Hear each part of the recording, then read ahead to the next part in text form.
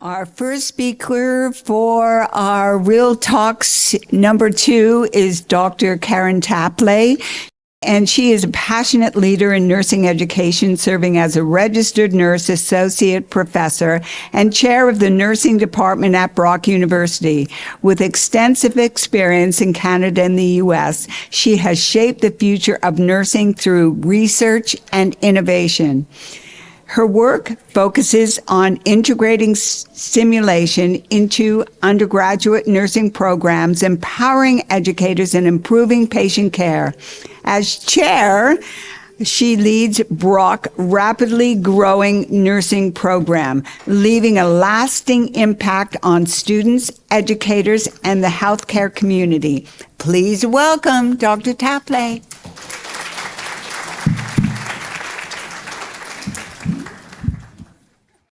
Thank you to Gluckstein Lawyers for having us here and inviting nurses, healthcare workers, lawyers, caregivers, and other professionals.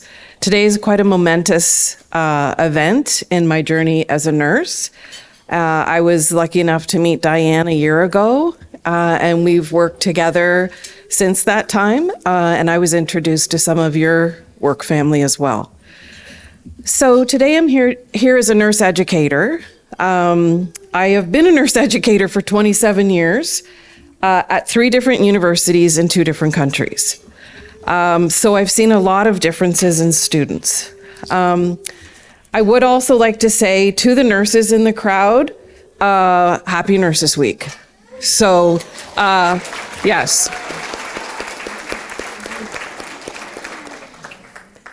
So I'm here to really talk about nursing education, building capacity, building resilience, and pursuing retention, and really kind of talk to you about the current state of affairs for nursing and nursing students. So Dr.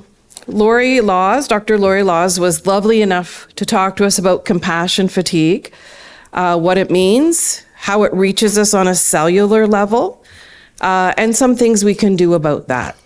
So when I was preparing for this, I wanted to just have a firmer understanding of compassion fatigue and was able to get more of that today.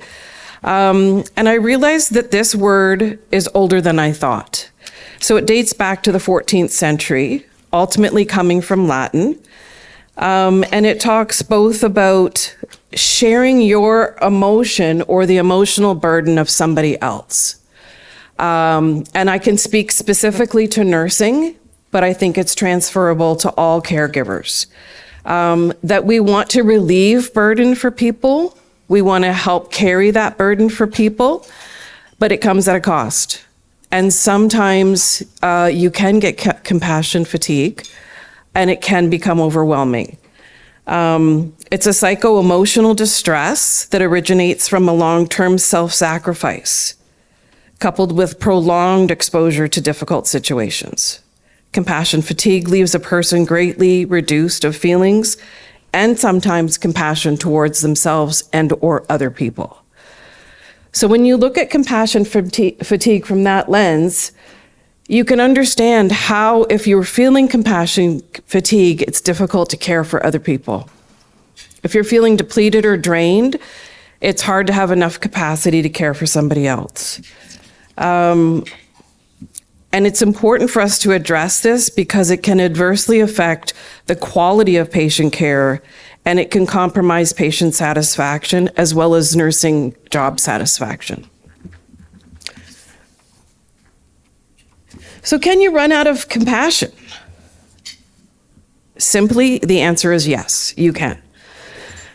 You can only take on the burdens of others for so long, and compassion is a finite resource.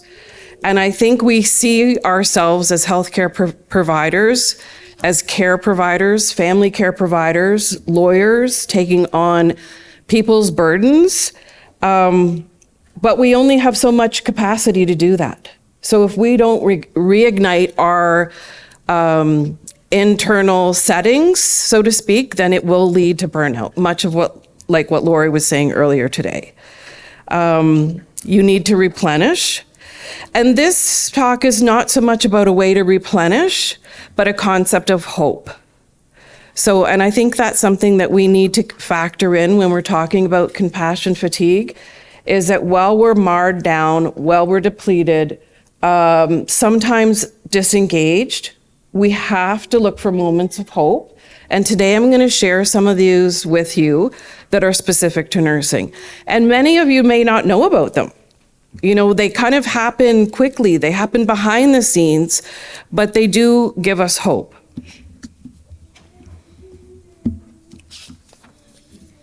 So the current state of nursing.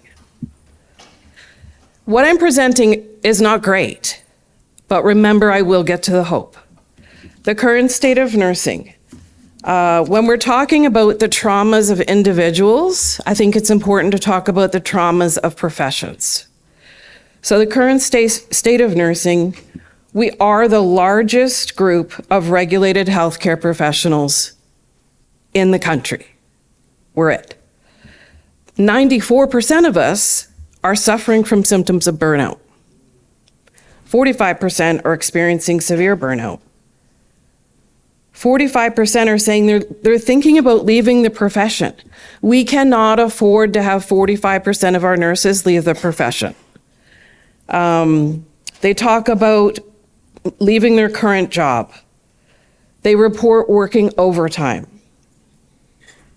And in 2023, the first quarter of job vacancies for registered nurses and registered psych nurses increased by over 5,000 positions. It's estimated in 2026, there will be a gap of 35,000 RN positions in Canada. So a lot of what Dr. Lori Laws talked about, I thought was quite enlightening, and that sometimes when we're talking about compassion fatigue, it's very much of blame the victim. And nursing has that language put towards them at times.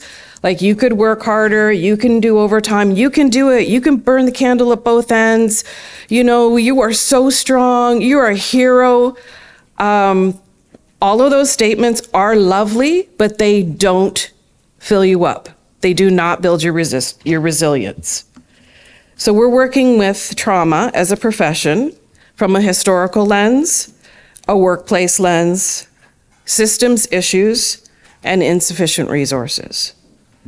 So there is a critical shortage in nursing Ontario, but it stems all aspects of nursing, just not bedside. So we need an additional 26,000 nurses in Ontario just to meet the population, patient RN to population ratio of other provinces in this country. There's articles every day in the newspaper. There's government initiatives coming out to respond to these stressors and the crisis that's going on in nursing. I will say it does extend to all areas, but one area that's often forgotten about is nursing education. So nursing education is very challenged to get the appropriately educated nurses and to teach the new nurses. So we had 2 positions opening at Brock. We had 8 applicants for 2 faculty positions. There was another faculty in the university that had 1 position, non-nursing, and they had 40 plus candidates. So there is a disparity there. We have trouble getting clinical preceptors because the nurses are tired and they're burdened. And we have a difficult time getting clinical placements because what's going on is there was a mass exodus of senior nurses.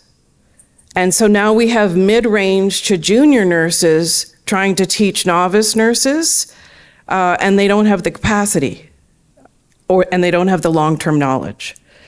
So there's a supply and demand gap.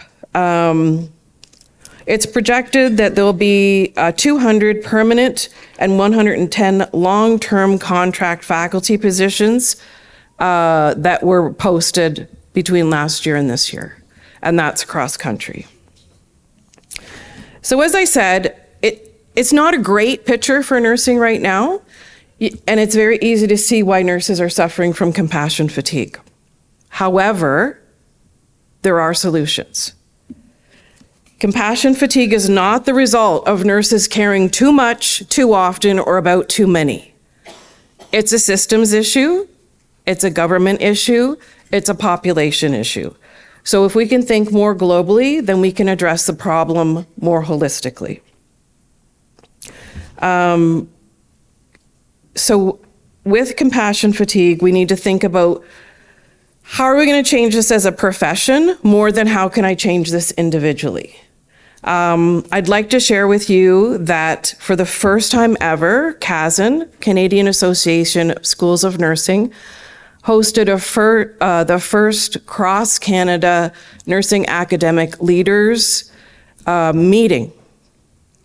What was fascinating was there was only 3 weeks' notice. Anybody who's been a nurse leader knows they're busy. Their calendars are full. But CASN's like, no, people are saying we need to do this and it's important. So they set a meeting.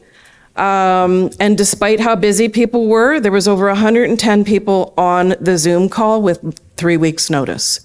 They put it aside because they know we need to work together as a profession. So that's happening in the background, but those aren't the things you hear about. Solutions must be aimed at the work environment and also to retain nurses. And recommendations that are coming are full-time employment. Many nurses work 2 and 3 jobs because they're not getting full-time. Increased compensation, enhanced mentorship, and there's ways to strategically do that. And then adopting a safe workload perspective for nursing and patient care ratios. Now, you may think this is a bit of a despair speech. It's not. The government is responding. As an aside, I think they should have asked nurses how we should respond. However, they are making strides to help the nursing profession. They've reduced barriers for internationally educated nurses to be able to join the workforce. These are people that we are hiring honorably. These are people that have moved to the country, that live in the country and want to work here, but they were trained elsewhere, and now the barriers have been lowered substantially, and we have had a huge influx of thousands of internationally educated nurses into our healthcare system. They're working on RN prescribing, so extending the scope of practice for RNs, extending the scope of practice for NPs. There's initiatives for compressed programming, so offering programs in a shorter amount of time to get students out into the workforce. There is funding for increased enrollment, so over 300 seats have been funded in Ontario for nursing students. And they have a nursing extern program, which is now in the formal budget, and they have a learn and stay program. Learn and stay is if a student goes to a university or a college nursing program that is in a higher need of nurses, they can have their tuition paid for when they finish. However, it doesn't exist across the whole province.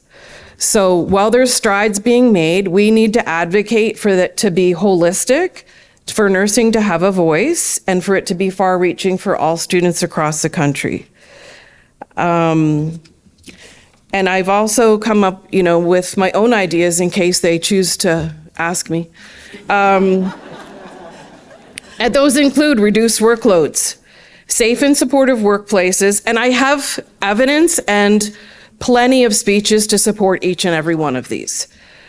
Transition to practice initiatives, retention initiatives, bringing some of our nurses who are retired back into the profession to teach us. I'm pointing to our friends in the back. Continuing education, return of nurses, paid student placements. Wouldn't that be amazing? Yeah. Our students are over here to the right. Preceptor incentives, We work heavily with our simulated training. So we can run a code blue in the lab at Brock. We can give birth in the lab at Brock. We can do just about anything from neonate to senior at high capacity levels to have students engage in learning in a different way. Nursing school increase in numbers is great. However, there's infrastructure support that's needed to go along with that. And as I mentioned before, learn and stay for the whole program. I would like, just because we're in the neighborhood, literally across the street, I need to let you know what Brock's response is. So we're responding in a way of teaching and innovation, as well as curricular development, research, and innovative program development. So for example, we honor teaching. Dr. Liz Orr was the recipient of the Teaching Award this year to co-develop a course with students so they can transition to practice. Dr. Schumacher, she's leading research on the care needs of caregivers in home care. And with the nursing shortage, compassion fatigue also includes caregivers and family members. Dr. Vanessa Silva is a leading researcher in the area of organ donation and the compassion fatigue, moral distress, and burnout among organ donation coordinators in Canada, and Vanessa also works internationally.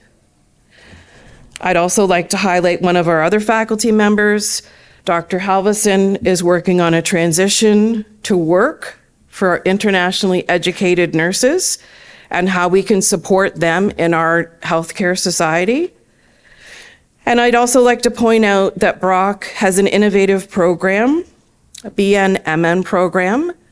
So if somebody has a previous degree, non-nursing, biology, psychology, they can come to Brock, and in 20 months, they can get both a bachelor's and a master's in nursing. This is the only program in the country like this, and it's led by our graduate program coordinator, Dr. Don Prentice. So Brock is making a difference in nursing. Our students are making a difference, and many of them are here today. We have early exit cohort students that finish 6 months early because the university has seen how meaningful this is and how important it is to our region, so students can fast track out of the program. We have student-focused initiatives. The Canadian Nursing Student Association is making great strides in connecting with the community. And I would just like to highlight on this week, International Day of the Nurse, we had a session where we spotlighted nursing at Brock. Any nurse in the room will know that we don't spotlight nursing well. We do what we do, we get it done, and we go on to the next task. We're not really good about promoting ourselves. So we did this differently this year. So we had an event for our department. It resulted in dozens of people coming onto main campus, seeing what's going on at Brock, spotlighting everything from our students to our staff, to our advisors, to our research faculty. And I must say the comment that struck me the most was when it was actually the provost of the university came in and she said, "There's a pulse in this room." And I said, "You're correct, and that's because it's full of nurses." So I want to give a message of hope to all of you that despite the fact that compassion fatigue exists and that nursing is hard, healthcare is hard, being a lawyer is hard, taking on people's burdens is hard, there's hope. And there's things that we can do individually, collectively, and at higher levels. So, thank you.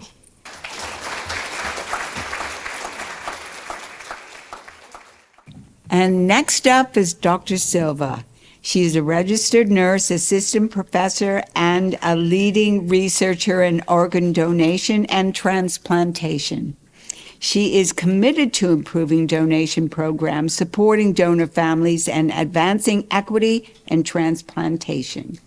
She leads the BRIC, B-R-I-C, you can explain that, a program on burnout among organ donation nurses, and co-leads the EDOT, education project. As a key figure in national research efforts, she plays a pivotal role in shaping the future of organ donation in Canada.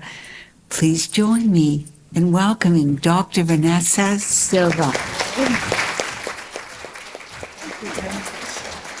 Thank you very much for this kind introduction.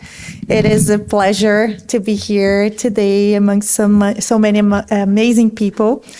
The BRIC is a project that is my baby, and it stands for Burnout and Resiliency in Donor Coordinators and Coordinators.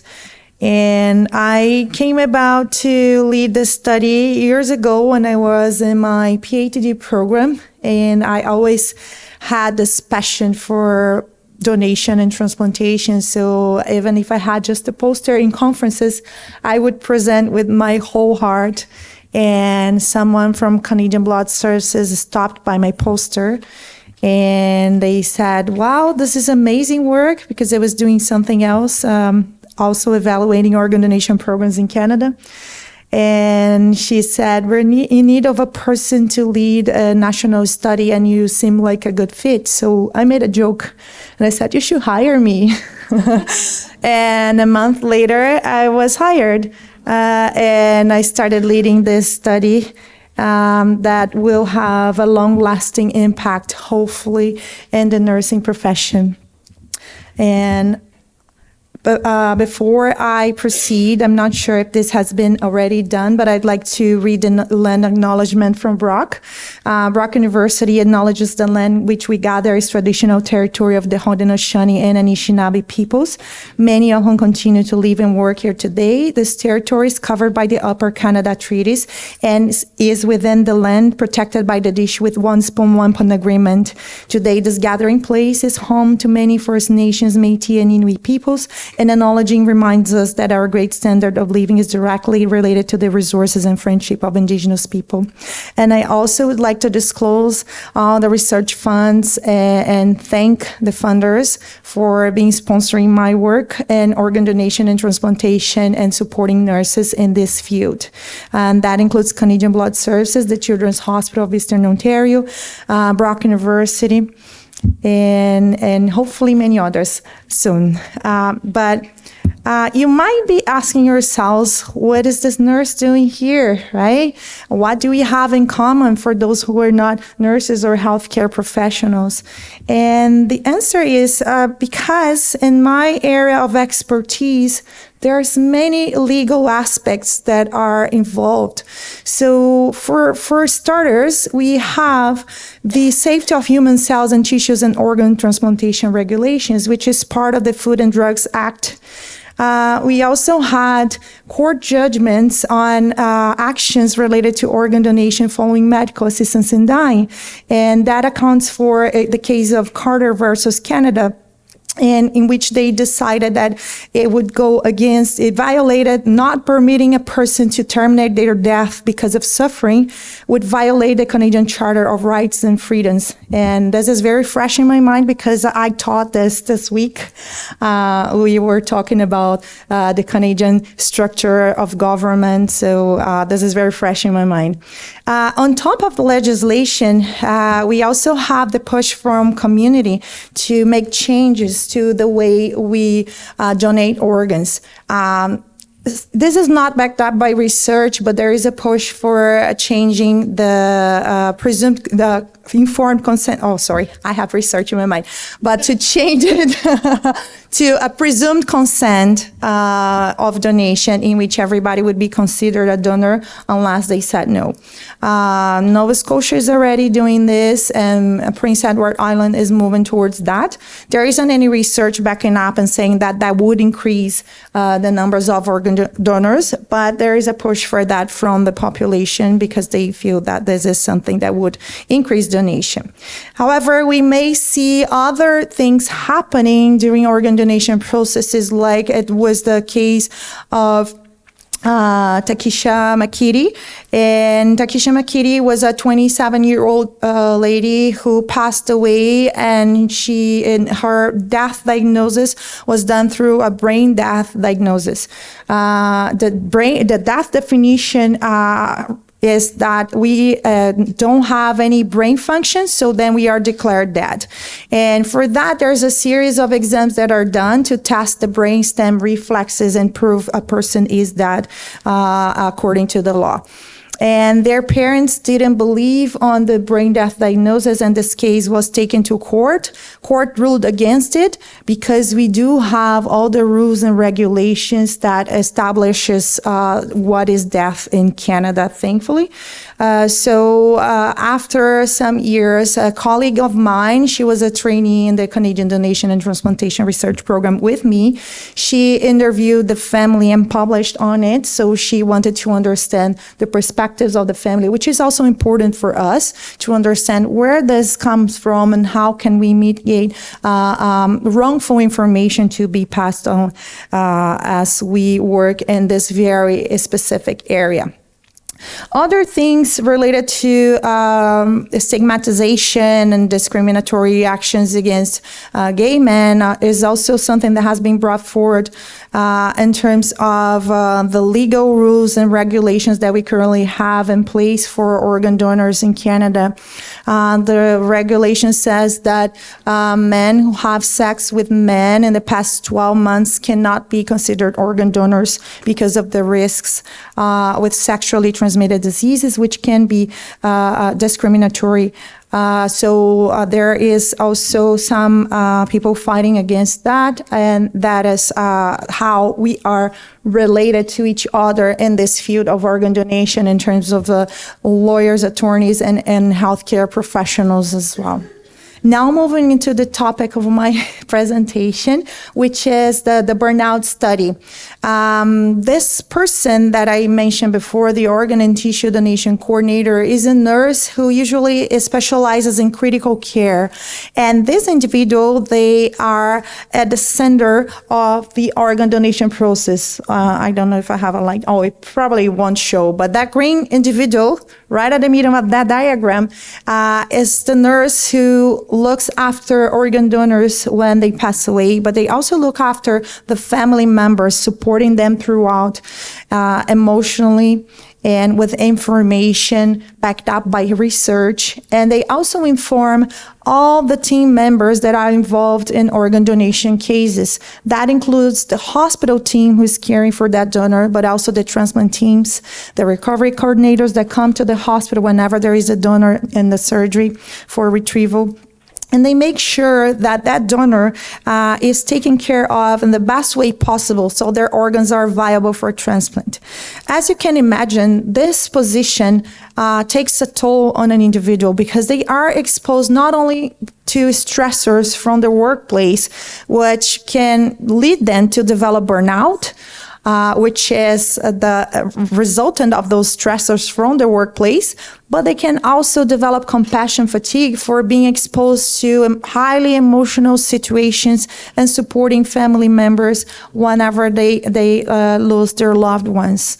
So supporting a person through grief is no easy job, and many times they will absorb most of those emotions.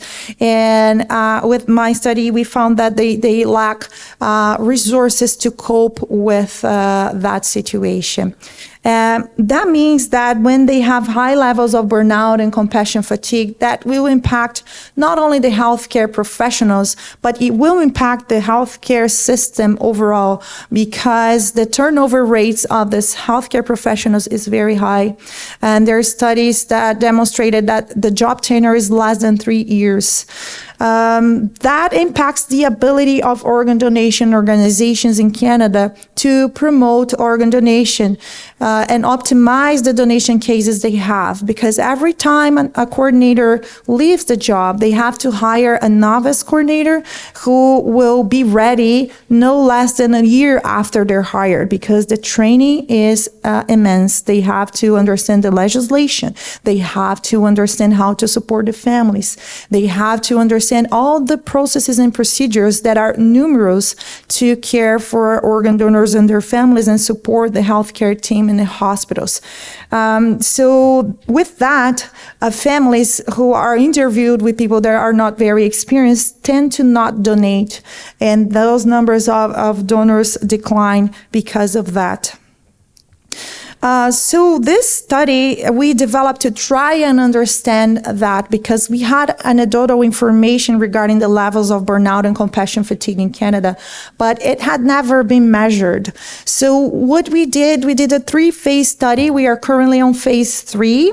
And it's not shown there because I will show the proceeds from that later on. But phase 1, we wanted to understand what we had out there in terms of research, in terms of publications. So we did a review of the literature. So we collected data from research, but we also asked data from organ donation organizations to see if they had any information on burnout. And to our surprise, we didn't have much information from the organizations in terms of the numbers of turnover rates, sick leaves, etc. But we did find some very interesting data that I will speak in the next slide. And the second phase, we developed a mixed method study in which we had scales that would measure the actual levels of burnout, compassion fatigue, and moral distress among this population. And we also had interviews with them. So we wanted to understand from their perspective what was the underlying cause of them to develop burnout and compassion fatigue, and how we could tackle those things. In addition to these 2 phases, we also had some other projects that we held. We had working meetings. So all the research we developed has been done in partnership with the organ donation organizations. So we had the managers of those organizations and a sample of coordinators to attend meetings and be informed on the results of phase 1 and helping us to shape how we would implement phase 2. And we also presented phase 2 results to them and asked them to help us develop the interventions to understand what would be priorities for them. Phase 1 was extremely important because it demonstrated that we were on the right track. We couldn't find a lot of evidence in this area for organ donor coordinators. And whenever we found evidence, we found information regarding signs and symptoms of burnout and compassion fatigue, but the nomenclature was not being used by many researchers. And this is the actual, or the QR code will take you to the actual publication if you're interested in, and you can share my slides after too if people are interested to learn more. So we moved into phase 2, and we also have a couple of publications already from this phase. And in this phase, we were extremely successful in recruiting people to participate, and that spoke to their recognition of me as an ally, because I am a former organ donor coordinator myself. I'm originally from Brazil, and I moved to Canada to pursue my PhD, and things happened, and I ended up staying. It wasn't my plan, but here I am, and I love it. And they saw myself as someone they could rely on because I understood what they went through. I understood the challenges. I understood those 3 a.m. morning calls from the families or from the hospital asking them to come back, leaving their families, leaving their loved ones, and just impersonating that professional person that had to be there no matter what. No matter their feelings, no matter their tiredness. So they saw me as someone that they could trust. So they enrolled in this study.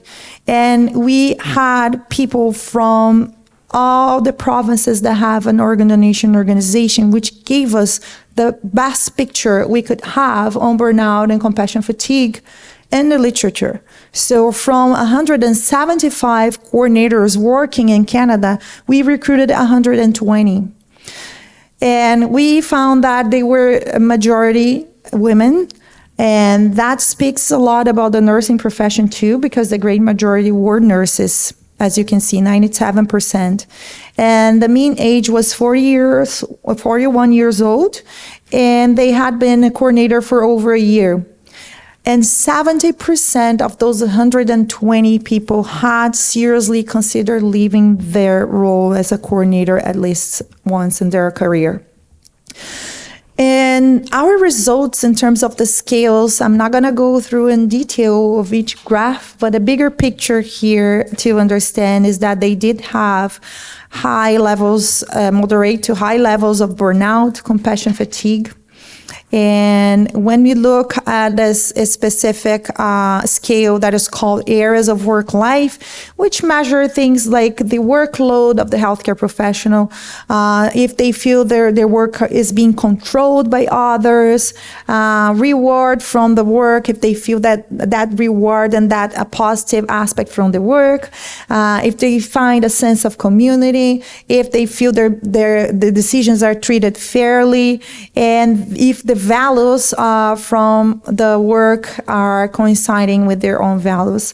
And we had what is called a mismatch, which is a negative result. So we had a mismatch for for workload and for fairness.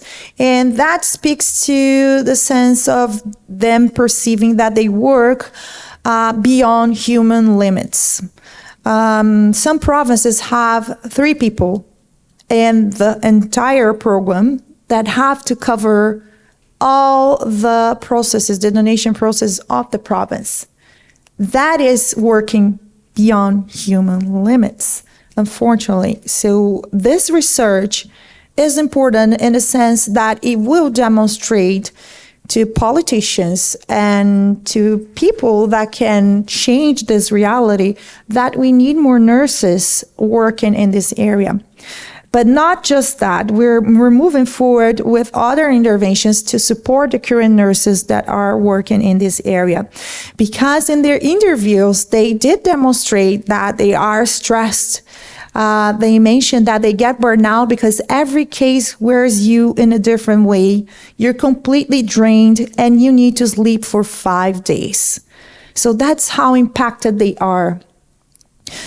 And they also mentioned that the past months were hell and they didn't realize it. They think that is part of the profession.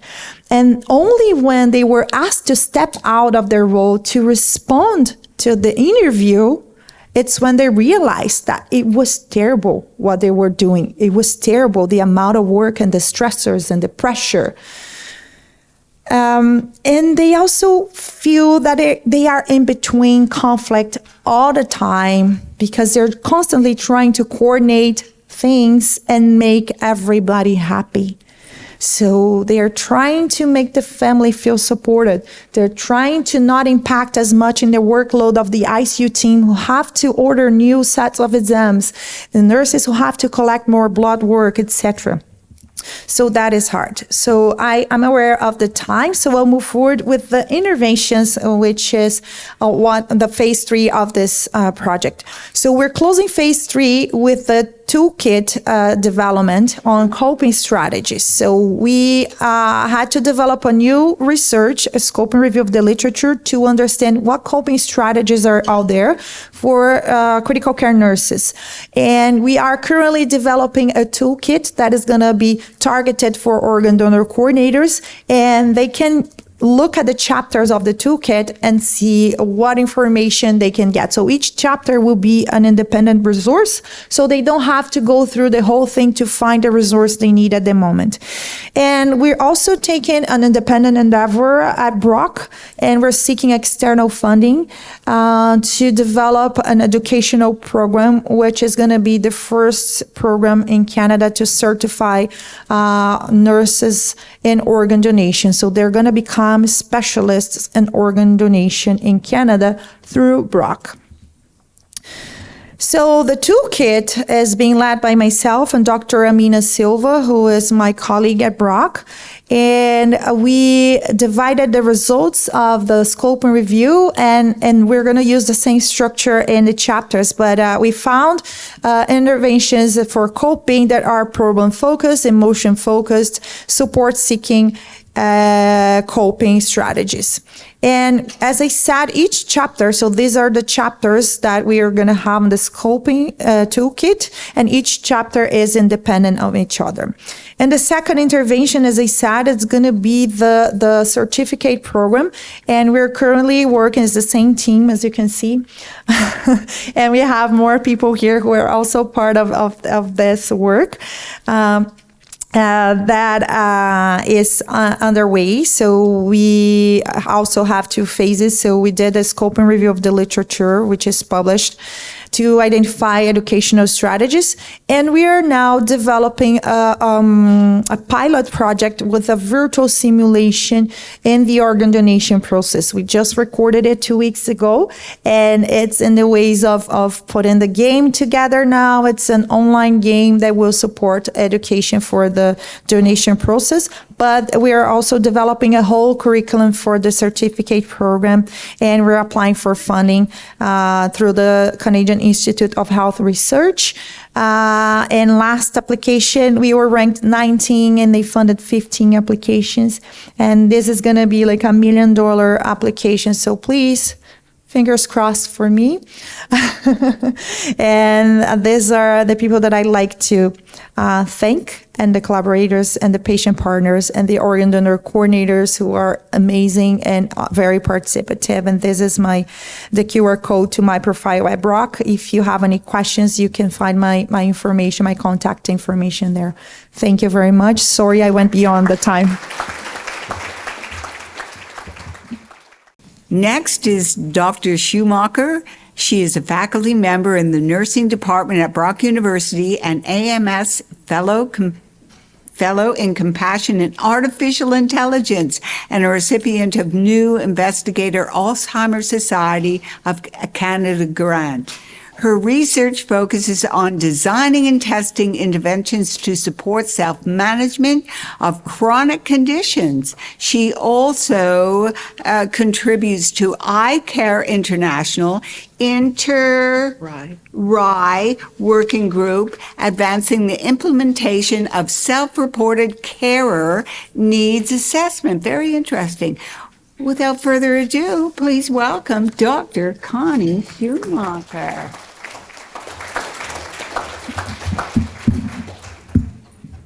Thank you so much for having me. I am really looking forward to sharing my presentation and my current research. I feel a little bit daunted after Brenda's talk on how her caregiver experience, and I do hope that I honor her experience through this.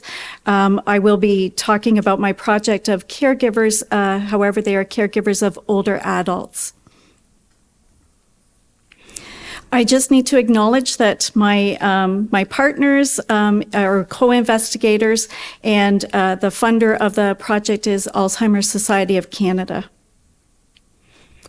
I am briefly going to go over a little bit of my study and really focus on the results of the caregiver evaluations and the caregiver interviews. I will talk a little bit about these preliminary results. As you know, we are living in a time where the aging population has become a concern for health system demands. The number of aging population is estimated to triple by the year 2030. Home and community care, which is an area that I practiced in for about, I'd say, 9 years, has become increasingly important to provide care and services for these people to successfully age in home and prolong admission to long-term care.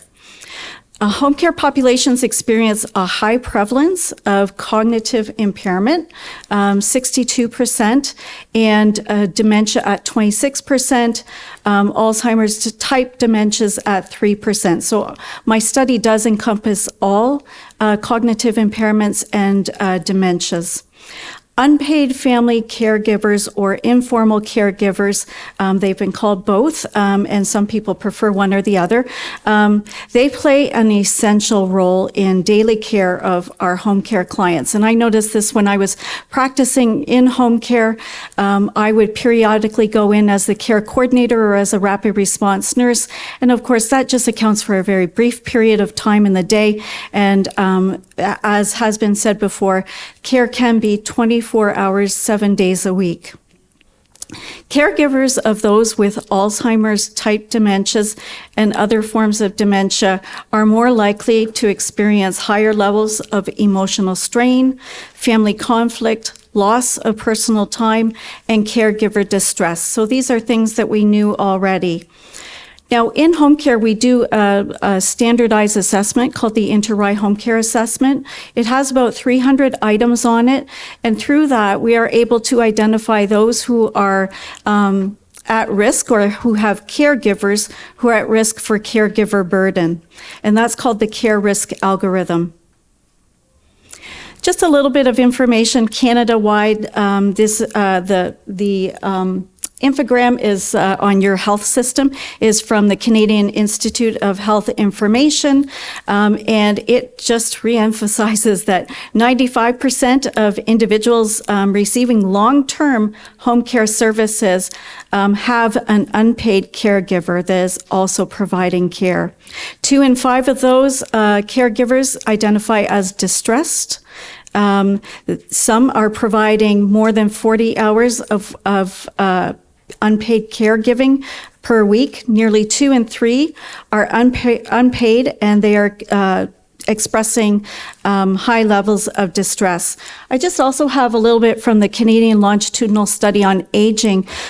This is a study that's going to be, longitudinal over time. They are collecting information about the characteristics of healthy aging. We have collected a number of assessments, and I'm part of one of the teams at McMaster. And 8% of these of that demographic that has been collected did have formal home care. 34.2% of those reported that they are paying nothing out of pocket.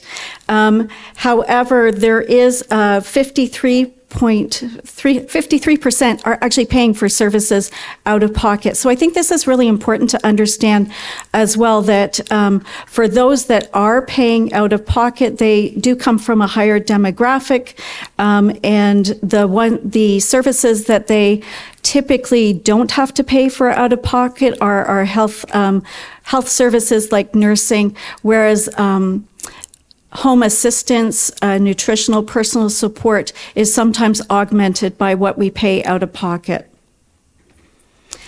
So I was wondering what happens with these caregivers. What do we really know about these caregivers? So we did a little scoping review to find out, how do we incorporate assessments of caregivers? How do we figure out what we know is their experience?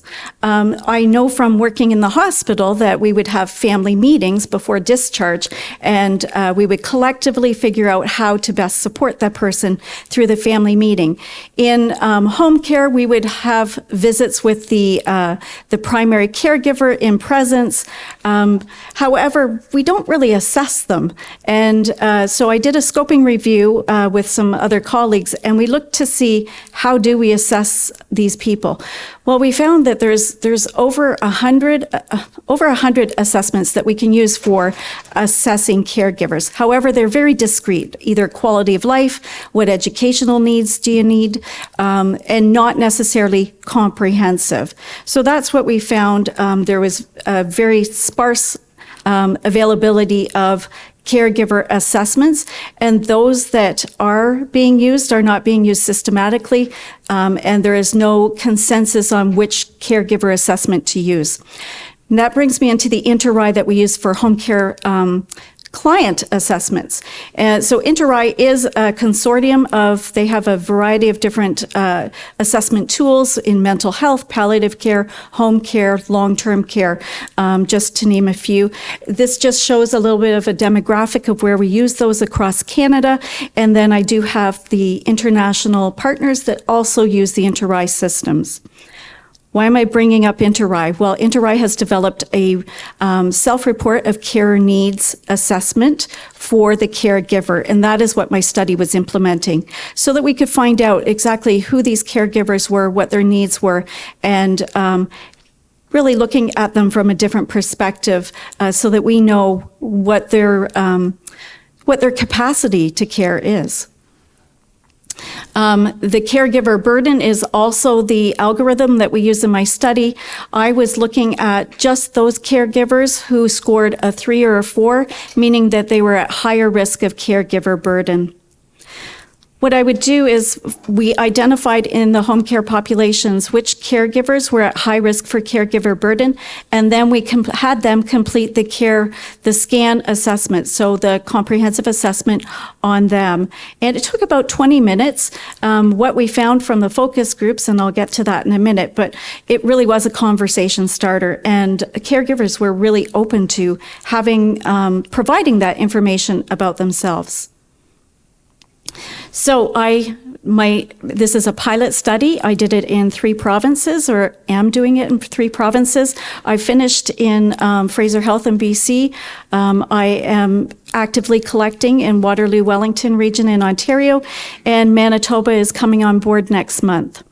So that's 3 sites over a 4-year period, and I'm currently in year 3. The eligibility criteria is those caregivers who were at risk for experiencing burden. Phase 1, I really wanted to know what were care coordinators offering these people to begin with. So we did focus groups with the health systems on all 3 provinces to figure out what their strategies were. So we do have a mix of rural as well as urban sites within the study. And then phase 2 is actually implementing that the SCAN assessment on the caregivers. Phase 3, I'm going to be looking and evaluating how this worked at the end with focus groups again. So we're actually marrying the caregiver assessment with the client's assessment. So we're going to look at that dyad. However, I'm collecting their initial assessment as well as a 1-year follow-up assessment to see whether the strategies worked. So that information will be available hopefully next year around this time. So the data collection is the care recipient, the caregiver, and of course feedback from our care coordinators. I have gone over I'm just being conscious of the time because I don't have a timer, but I'm doing okay. And then we did interviews with the patients. So for the focus groups, I was looking at just analyzing the content of it. I used a couple of different methods. For the caregiver, I used Braun and Clark, and this just is a slide that demonstrating that I'm collecting information from these people over time. So recognizing that at 1 year, I may have something called attrition because the caregivers were experiencing burden. The care recipient might have moved to long-term care or passed away. So I won't probably have a full collection of information on that second assessment. So how do care coordinators identify and address caregiver needs? And we had participants, this is from both the Fraser Health as well as Waterloo Wellington sites. And basically they identified that there is a lack of services, a lack of resources in the community. There are systemic frustrations that they encounter as care coordinators trying to support these people. There is late identification of caregiver burden, so those caregivers are really identified at a later stage, which is unfortunate. Some of the things that they did find helpful was personal support workers to help with those basic daily functioning and care needs, local support groups, referrals to that, education on perhaps the chronic disease that they were dealing with or dementia strategies, system navigation, huge. And probably as healthcare providers and probably future caregivers, you realize the importance of you in the role of healthcare navigation. Adult day programs were found to be very beneficial and something that the care coordinators used. Respite in home care, and as a care coordinator, I know that there's limitations on what we can actually provide in the home for respite care. It's typically 3 hours once a week, which, if you're getting your hair done, it doesn't really it may not give you a lot of time. So 3 hours once a week does not amount to a lot of time. Therapeutic counseling, long-term care applications was, of course, one of the strategies that the care coordinators used. Transitional support units, and as a last resort, if the situation needed the emergency department. So I collected 50 scans, so self-reported care needs on clients, and this is just a demographic of what their basic important priorities that came out of it. So both males and females questioned their ability to help. They felt unprepared. And felt that they needed more direction, more support, and that was 69%. Female caregivers, interestingly, were more likely to have other caring responsibilities compared to male caregivers. Female caregivers were also younger, probably because we did have a child of an older adult being the caregiver as well. Almost half of the respondents report not having enough support from family or friends. So they were really feeling isolated and alone in their role as a caregiver. 85.7% reported caring for the care recipient was a major source of stress. And of course, that can be really quite troubling for the caregiver emotionally, especially when you're caring for somebody that you love. That you didn't sign up for this. You're seeing them suffer. You're seeing their life trajectory not going the way that you had planned. So that's really quite significant. And 59% of our respondents couldn't go out on the spur of the moment. So really, that demonstrates how they were tied to that home environment. I also looked at interviewed some of these caregivers over the phone. I did have one, I'm not sure why we can't get male participants to talk. I did have one who indicated he wanted to talk to me and then he didn't. So the participants for the qualitative interviews were all females. And basically what they said, the important resources for them were respite and day programs. Day programs were overwhelmingly thought of as like a godsend for these people. It benefits not just the caregiver, but also the care recipient. So the care recipient for socialization, getting out, being able to do the activities at the adult day program, and the caregiver gets the benefit of an extended respite period. So the second important thing that came out of the qualitative data was that the caregivers really felt a deep sense of responsibility and duty to provide care. They felt unprepared in that role. They often reported a sense of feeling defeated and exhausted and overwhelmed. Financial concerns was something new, and partially because home care is delivered a little differently in each province, and the majority of the interviewees were from BC, which does have a little bit of a different responsibility for paying for your home care prior to going to long-term care and maxing out personal payment before you get services paid for.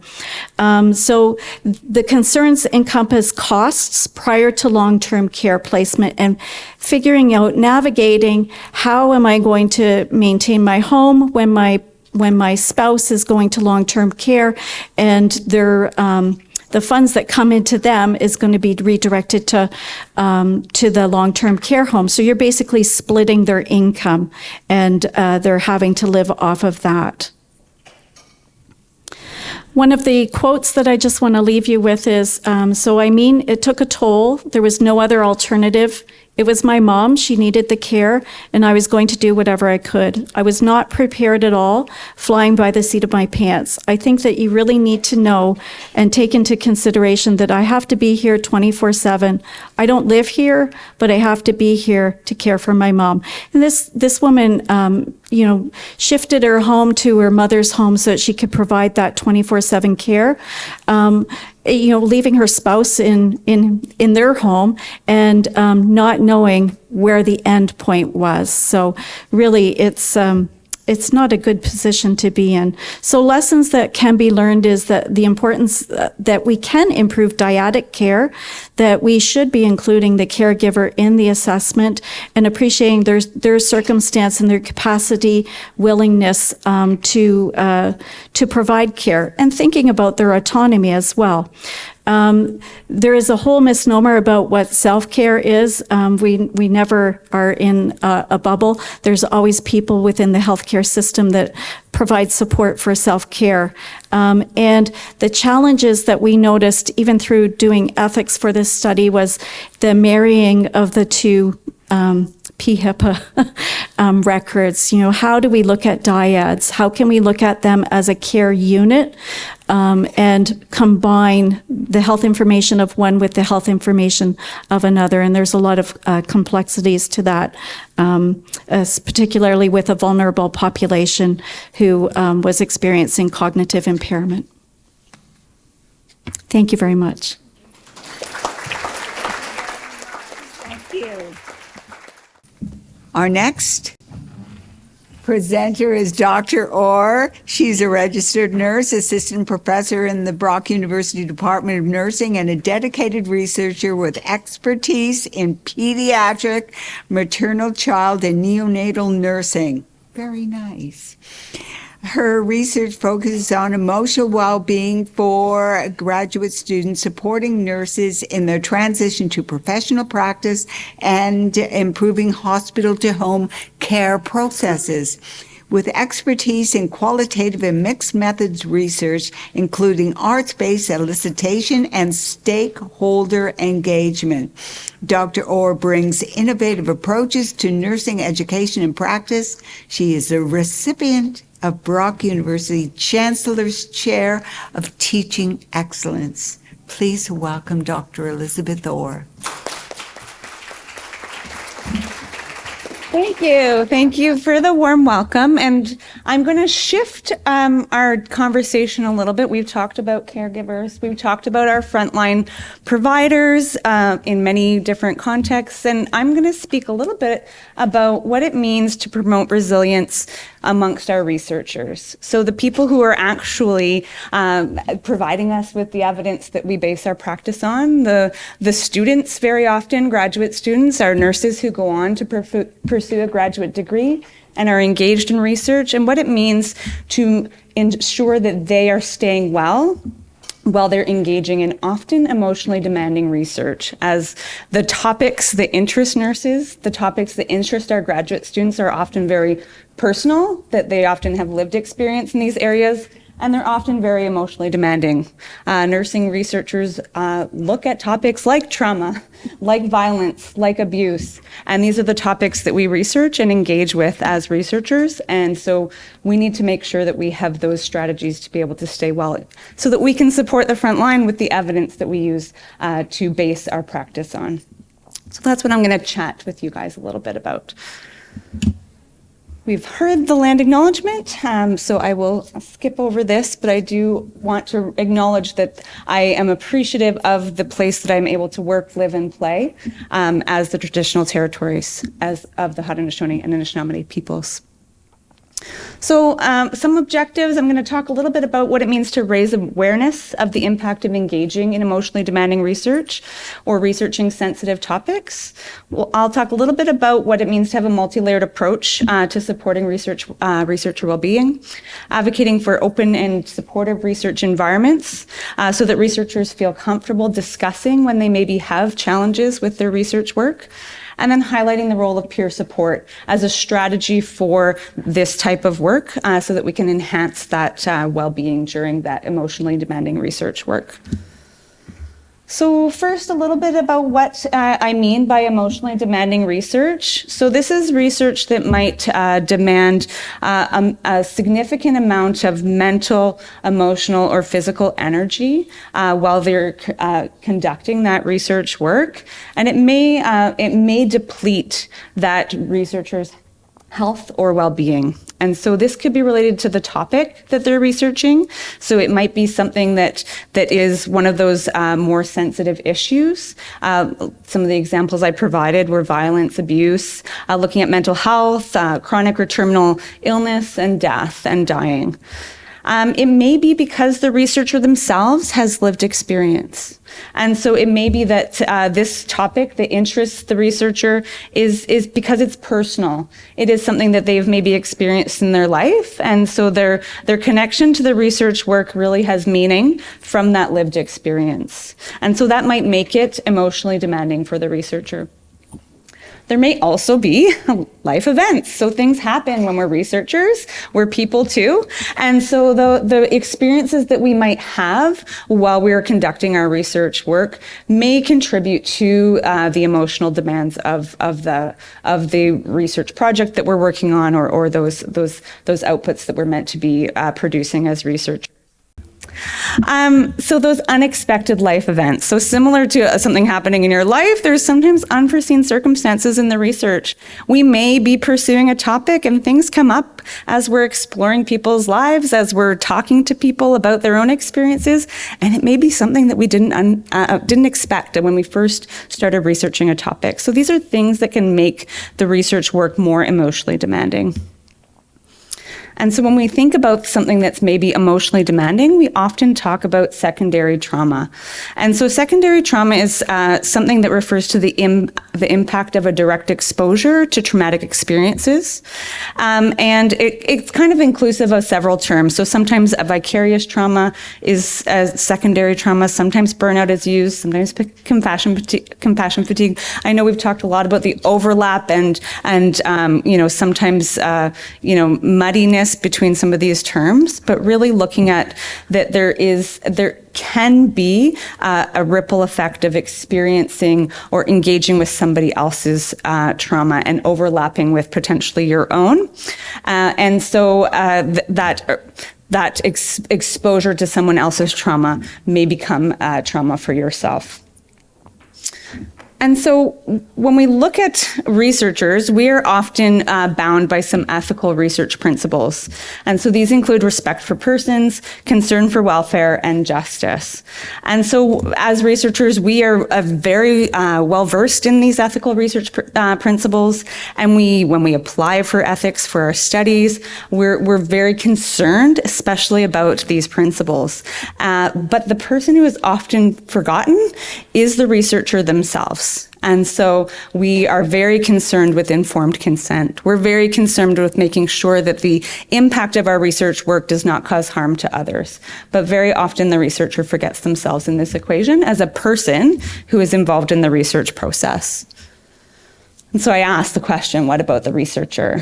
When we are trying to prevent harm from the research process, we need to make sure that we're inclusive of the researchers themselves.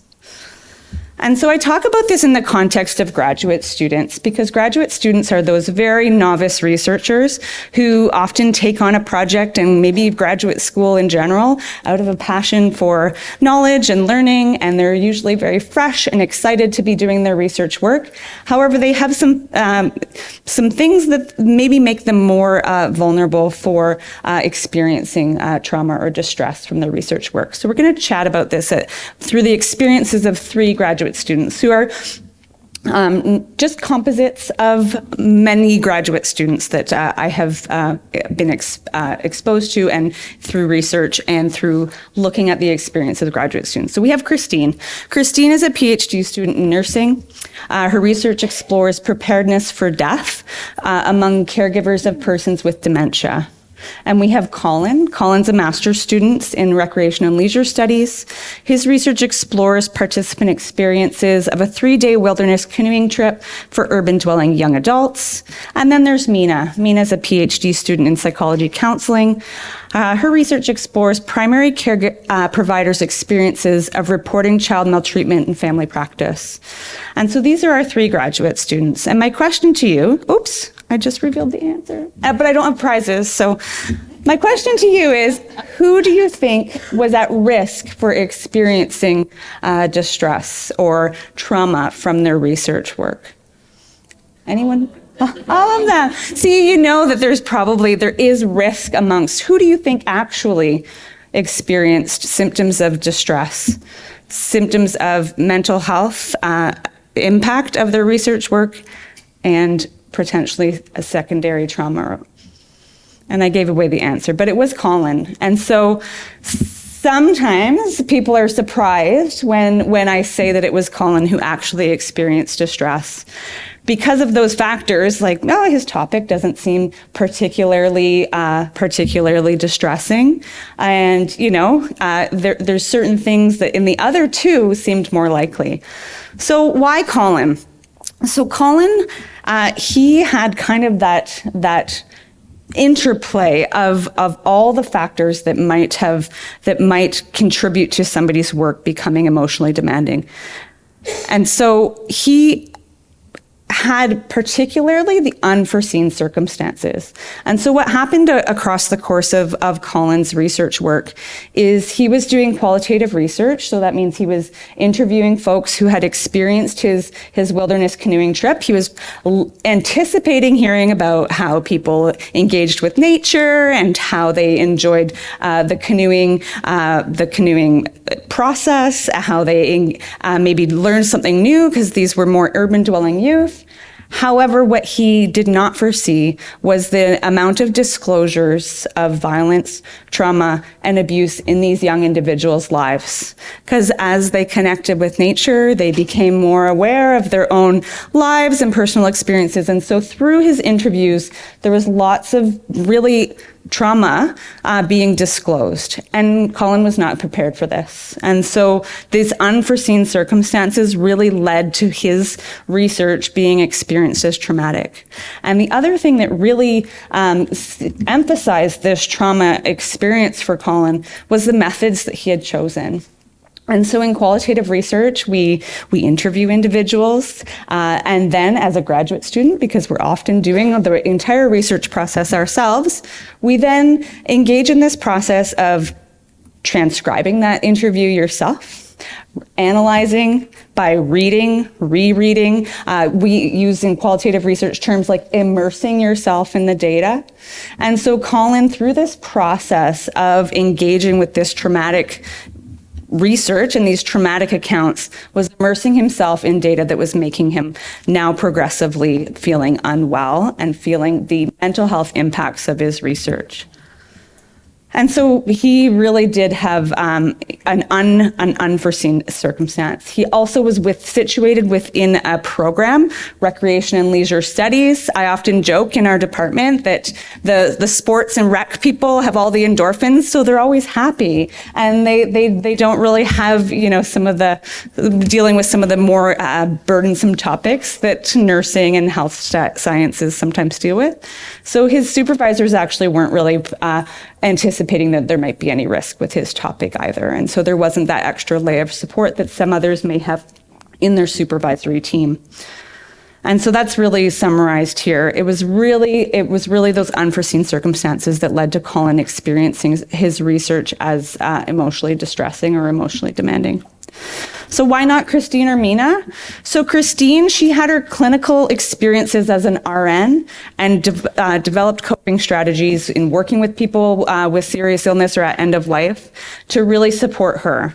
She also had a strong peer support group, and she really was able to lean on them as needed. And so she also had a key thing happened in Christine's research trajectory. When she was applying for her ethics, she had one of the review board members just put a comment on her application and say, how is this individual going to handle this distressing content they're going to be engaging with? And it was that one comment that prompted her supervisor to have a conversation with Christine and say, we probably should have a plan in place. You're going to be interviewing caregivers whose loved ones are at end of life or have had a long journey with dementia. We probably need to put some supports in place for you. And so it was that one ethics reviewer that prompted this discussion. And so Christine was able to engage in research and stay well throughout that process. Mina as well. Mina had a supervisor who was very engaged and was very aware that Mina had a position. Her position was as a childhood survivor of child maltreatment. She had the lived experience, but she was well supported. So her supervisor helped with Mina to develop a plan to recognize and respond to any distress she might experience. And she had access to no-cost professional counseling through her university. And there was extra time put into her project so that if she needed to take time to step away, she was afforded that. And so there was lots of preemptive plans put in place for Mina. And so that's why Colin and not Christine or Mina experienced impact on his health and well-being throughout his research. And so interestingly, Colin is not alone. These, like I said, are kind of composites of students that were found through some research I conducted with a colleague. And we looked at all the dissertations and theses that had been submitted across Canada.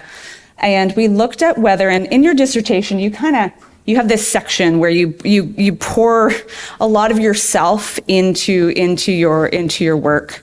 And so these were the places in people's theses we were able to find some of the best data to support whether or not these students, one, had a plan to handle whether they had any secondary trauma or emotional response, and two, whether they actually had experiences of distress. So we looked at 230 dissertations or theses that all fell under the category of something that might be emotionally demanding. So again, death, dying, trauma, abuse, spanned 20 universities, 29 different departments and faculties, and less than 5% of those dissertations and theses alluded to any sort of plan that was developed to respond to research or distress.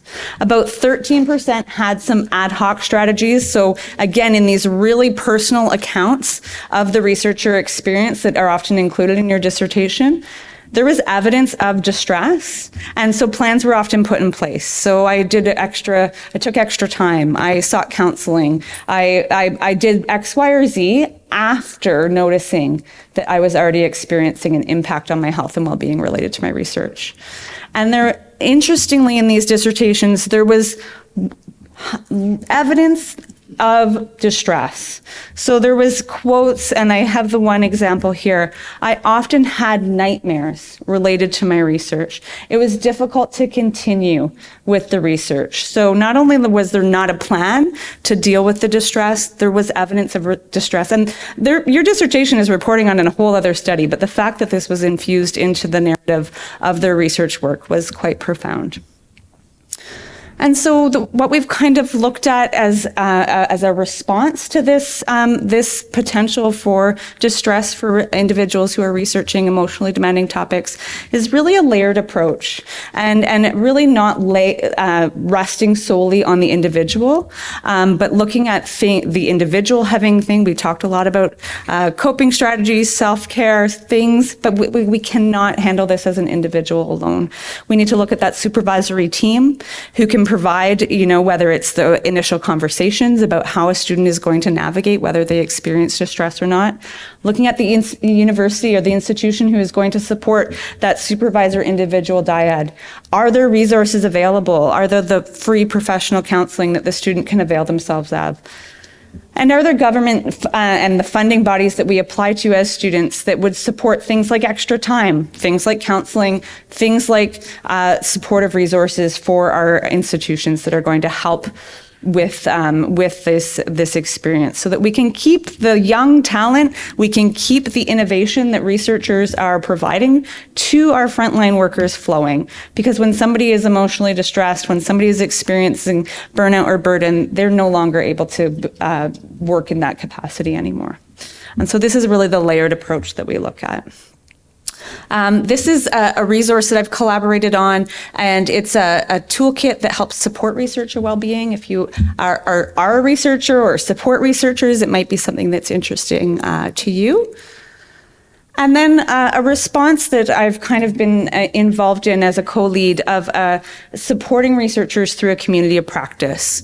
And so the Researcher Resilience Community of Practice is a group that I developed in 2021 with 2 other international co-leads.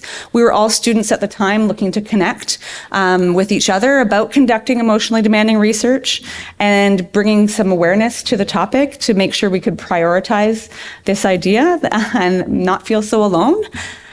We collaborated as a group on that toolkit, and have been looking at collaborating on other resources as well. And we really share across a website and through every other month meetings internationally. We represent Canada. We have individuals from the UK, from Australia. You can imagine we meet at some really funny times of day to get those groups. We have individuals from South Africa, and really a very interesting group of people who are all just finding each other because we've experienced the emotional demands of research and are looking for others to provide that layer of peer support. And this is, if you were interested in more information about the Researcher Resilience Community of Practice, that information is here. But that really is the response that I've been most excited about in that peer support level, knowing that raising awareness and talking about the issue is really part of addressing the problem. So a couple key takeaways. Research work, including your context, topic, or method, can have an impact on your health and well-being.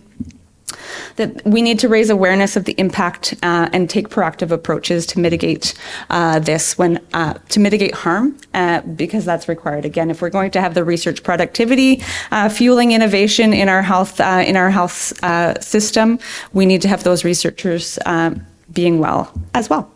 And researcher resilience requires that multi-level response beyond just the level of the individual. And peer support, as I've learned through the community of practice, can be a really effective way in supporting researchers engaged in emotionally demanding research. Thank you.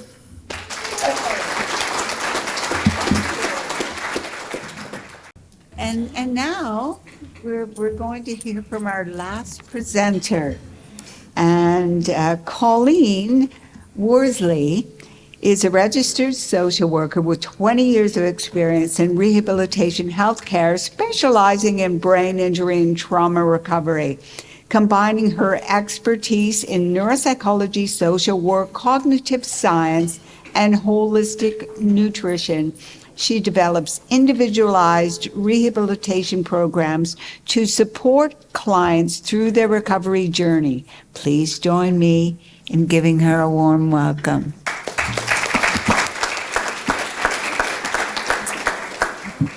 Thanks everyone for sticking it out to the last speaker in the home stretch.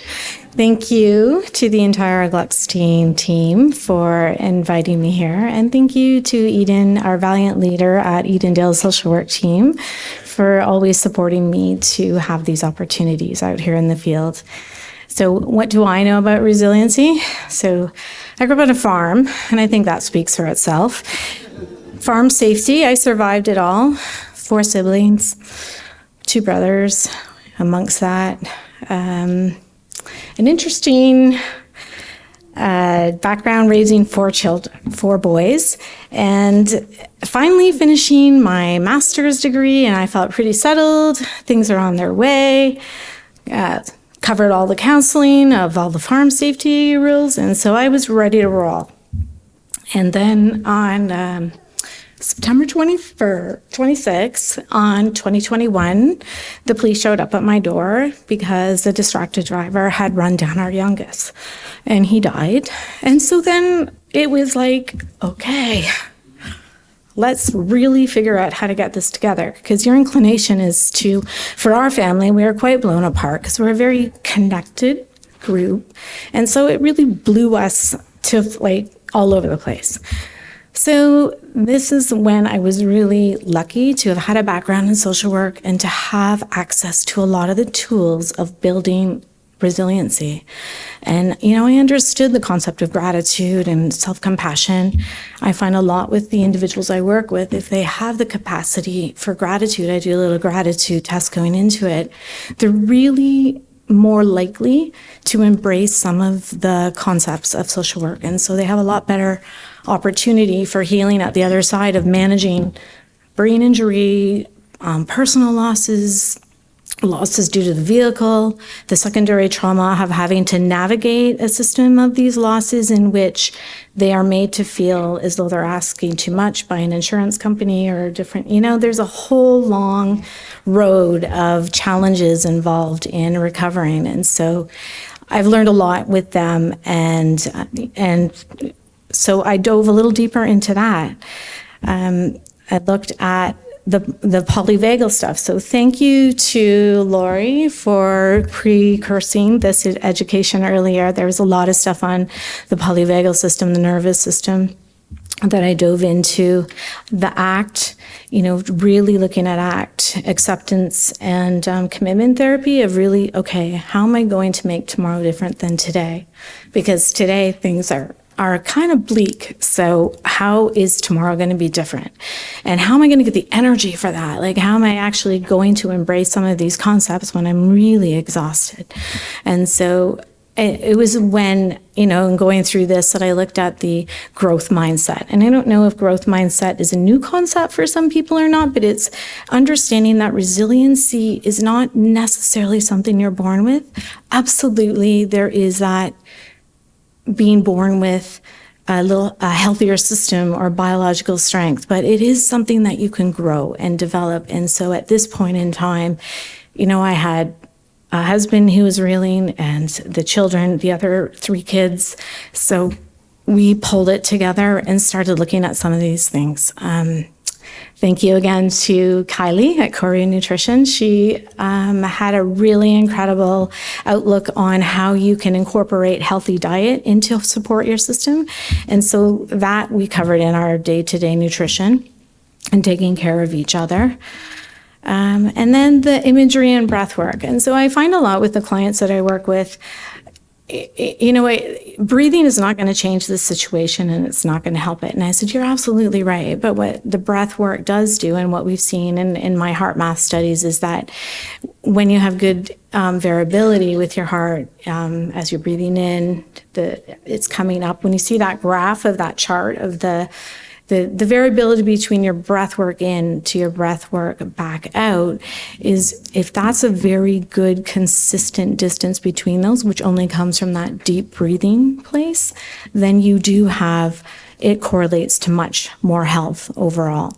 And that helps build resiliency, because if you don't have the energy in the system to even embrace these other concepts of healing, then it's really hard. And I see that a lot with our clients. They're recovering from physical injury and they've got a lot of confusing concussion symptoms to deal with. And they're in a system that doesn't really feel very healthy to them. So having this consistent use of this breath work can at least ground you and relax the heart and start to relax the system.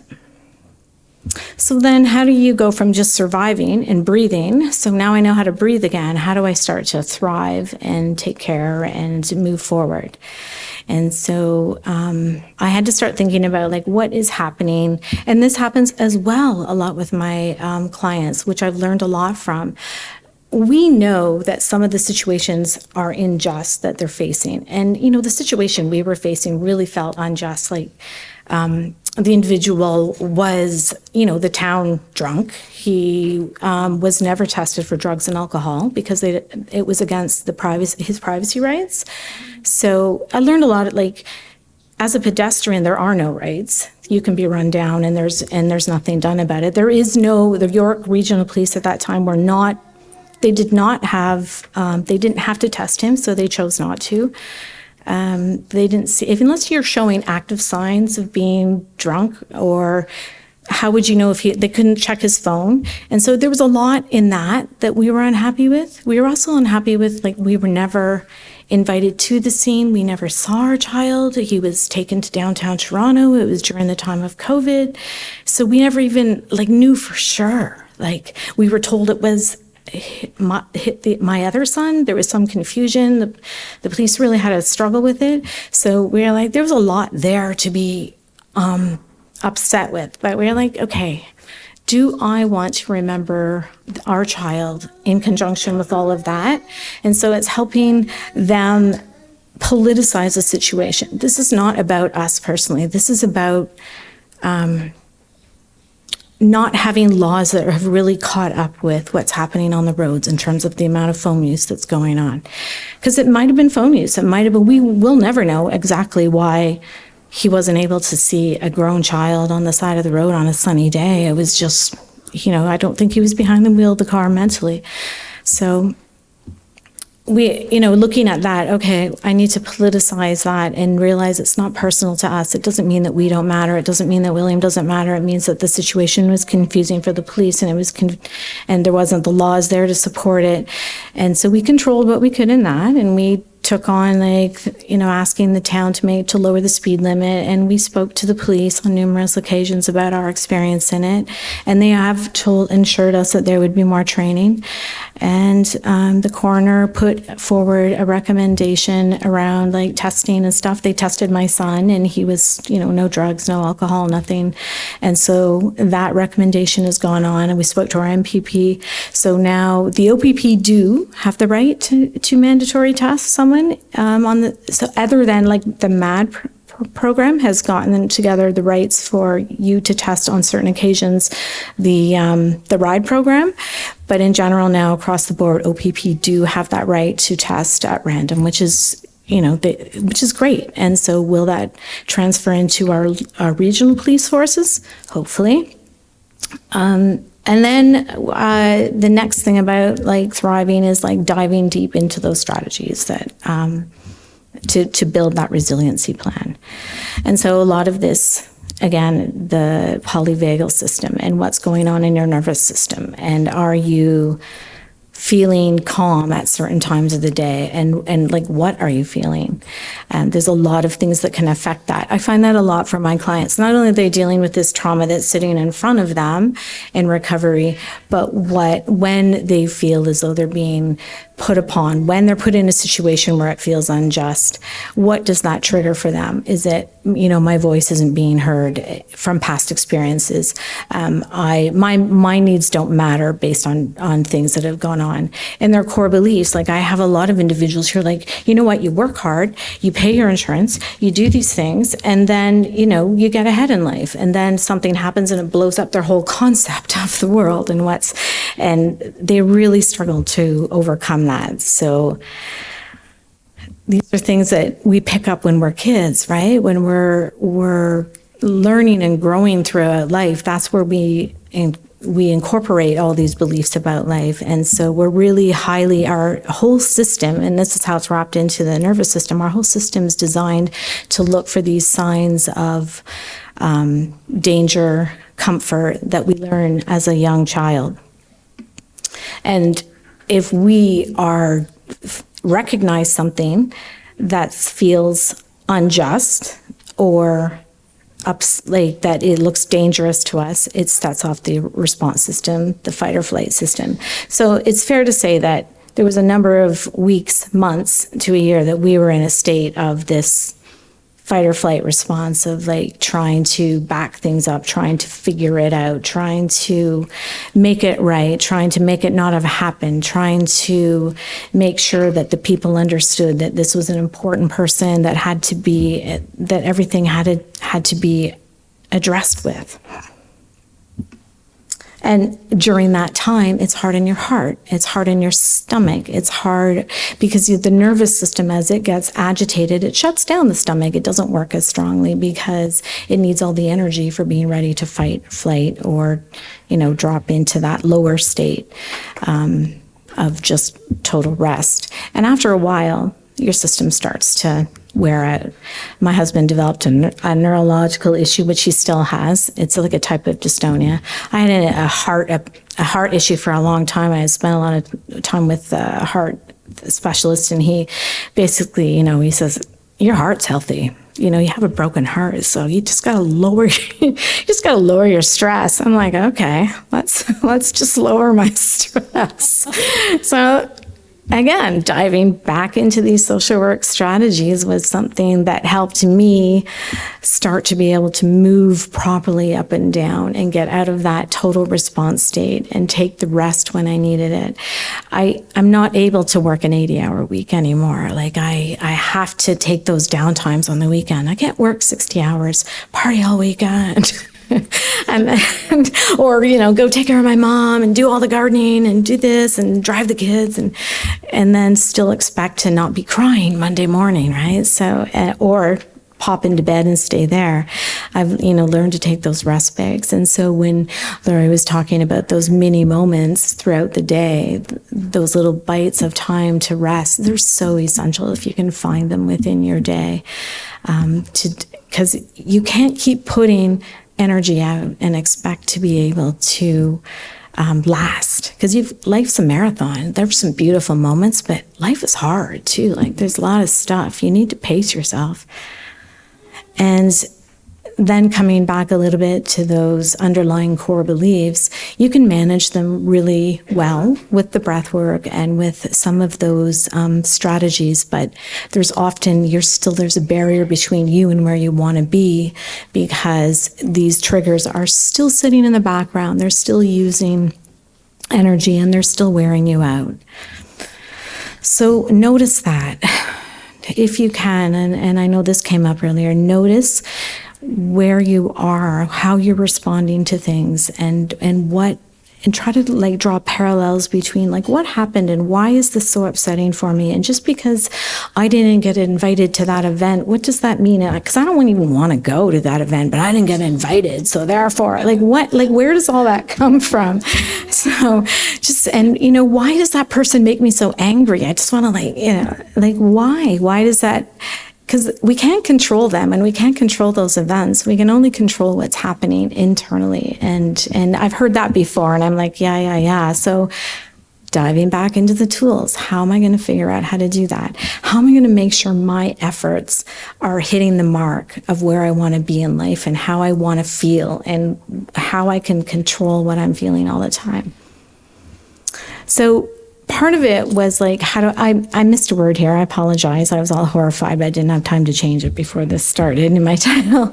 So how do I want to live my life? What do I want it to look like? How do I want to feel? What is going to be my growth in everything that's happened now? Because it just felt like everything I'd worked for, that family was really my main focus in my world, was this family, and it had been so blown up. So it was like sitting down and deciding to really make that commitment. I need things to be different. And I know you're busy, and I know you're tired, and I know you're exhausted, and you don't have time for self-care strategies, but then how is tomorrow going to look different? And so I actually pulled out one of the ACT planning charts and looked at it and said, where do I want to be? And how do you have that? And what are the thoughts and feelings that come up for me around getting there? Well, I didn't want to move forward, because moving forward meant leaving William behind in some ways. And I think a lot of my clients go through a lot of these things. I don't want to move on and have a new life. I want my old life back. Thank you very much. I want to be able to do what I did. And so it makes it really hard to have the growth to embrace strategies to want to move forward. So what happens when you're reacting to those losses? Well, you're getting further and further and further away from where you want to be. So what do I need to do to get closer and closer and closer to where you want to be? So we really worked hard at incorporating a lot of, we went through the polyvagal anchors, like the W's. What feels okay? Now that I'm noticing, when do I feel escalated and when am I able to calm down? So that really divided some of my friend group, because there were people within my friend group that I love, but I can't spend excessive amounts of time around them because their energy is so disruptive. So just for now, I need to be around those people that are calming. I recognized I need softness. I need a soft place to land. And so we regrouped as a family in that way. And we looked for the little things. And these were mentioned earlier, and they're really important. Chipmunks, honestly, they are so cute. And I just laugh with chipmunks. They're just so, take the time to notice them and laugh and hold that laughter, because I don't know where the next big win's coming from. Maybe it is just all these little ones. I hear grandkids are a big win, so maybe I'll get that one day. Where in the world did we feel comfortable? And for me, that is the woods. And for, I think, much of the population, that is being out in the fresh air in the woods and the sun in your face and drawing some energy from that. And when am I, what am I active in, and when am I feeling at my, so I started painting more, and and I started working out more because it made me feel physically strong. So then I was able to embrace that, yeah, I'm a strong person, I can do this. So then you build your tent, because there will still be horrible days. There's still horrible days. It doesn't get less awful, but I do have now these this whole system of being able to step forward, and it's worked really, really well with a lot of my clients as well. Then there's and I'm not going to spend a lot of time in this, we don't have a lot of time, but there is, if you recognize it in your clients or in yourself, that there is an ongoing current of triggers being hit. So for my individuals who are really disturbed, knowing that they're working within an unfair system, they're really internally triggered by that. So we start looking at EMDR, and I don't know if that's eye movement, desensitization, and reprocessing. And again, Eden was really lovely and generous in allowing me to take the education around that and understand more about these triggers that go off. Even in your head, kids of divorce, just as a quick example, kids of divorce, many of them they know as an adult it had absolutely nothing to do with them. Relationships are hard. People break up. Kids get, shuffled in the outcome of that. And yet they've noticed it with young children, even as adults, still feel I was too much, or I wasn't important enough for them to stay together, or I was a burden, or all that fighting that went on that must have been something I did. And they kind of carry that internal message, and that gets triggered in other situations. And it's part of those things that are holding you back to where you want to be. So investigate that. If you're noticing that there's some stuff that you're getting really good at managing with strategies, and yet you're kind of tired of having to use strategies every day, EMDR is a whole nother seminar. Honestly, it's a really interesting, and I'm really loving what I'm seeing with some of my clients with it, and just drawing parallels between their triggers and things that have happened. And during the processing, things are coming up that they didn't even realize were there, which is really interesting. So we're taking this spinning mind, these spinning thoughts, and getting them into that more calming area for them. And then finally, I just want to leave you with the power of thought. So, I always look at the whole concept of the Buddha and just being, and it's okay if a mosquito's biting you, just ignore it. I'm no, I'm going to kill the mosquito. I don't want to have the bite. But after living through this, I started to realize the power of the mind. I don't have a magic wand. I can't back this up. So how am I going to carry what's happened? How am I going to carry William forward without saying goodbye? I need him to come with me. So we're allowed to embrace whatever thought we want. So for myself, it is, even though he's not here, he can be here in everything around me. He's here in the wind, he's here in the sun, he's here in heart-shaped rocks that I find everywhere. If I'm feeling down, all of a sudden there's this heart-shaped rock. It's filling your mind with these stories. I heard a neurologist speaking on CBC, and he reinforced this for me. He said, sometimes delusional thoughts aren't necessarily the enemy. Sometimes they allow a person who is in danger of becoming really depressed to have a way out, to develop a new little neurological bead of a way to think. So every time William comes up in my mind, I don't want to be sad. I don't want to be angry. I don't want to be hurt, because I've seen that sometimes with my clients. I want to think of him beautiful and here and smiling and doing things like we always did alongside of us. And so when I'm reminded, it comes with a bit of a pang, but then I also have tried to open up this other alternate pathway. And that's what I mean by the power of thought. We don't know for sure where we're going when we die. Nobody knows for sure. So it could absolutely be true. And in believing that it's true, that he's here and all around me and is now in a form that he can do more beautiful things as a person, is a big relief to the polyvagal system. It can calm down. It can relax.